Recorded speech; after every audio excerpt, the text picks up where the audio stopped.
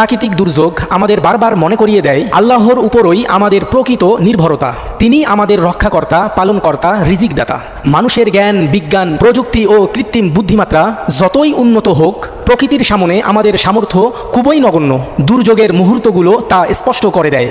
আল্লাহর অনুগ্রহ ছাড়া আমরা সত্যি অসহায়। কেয়ামতের দিন পাহাড়গুলো তুলার মতো ভাসবে, আর নিমিষেই বিলীন হয়ে যাবে এই সাজানো গোছানো পৃথিবী। নেপালের ভূমিকম্প, বন্যা ও ধ্বংসযজ্ঞের দৃশ্যগুলো যেন আমাদের মনে করিয়ে দেয় দুনিয়া ক্ষণস্থায়ী। তাহলে চিন্তা করুন, সেই ভয়াবহ দিনগুলোর জন্য আমরা কতটা প্রস্তুত। চীন নেপাল সীমান্তে হঠাৎ পাহাড় ধসের দৃশ্যগুলো দেখছি আর ভাবছি, কয়েক সেকেন্ড আগেও হয়তো মানুষগুলো নিজেদের স্বাভাবিক জীবন নিয়ে ব্যস্ত ছিল।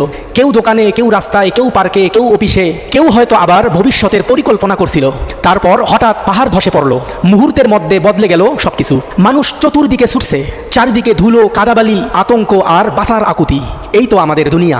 যে ঘর নিয়ে আমরা এত গর্ব করি, যে সম্পদ নিয়ে আমরা এত হিসাব করি, যে ক্ষমতা নিয়ে আমরা এত অহংকার করি, যে ভবিষ্যৎ নিয়ে আমরা এত নিশ্চিন্তে থাকি, তার কোনোটারই নিশ্চয়তা নেই পরের মুহূর্ত পর্যন্ত।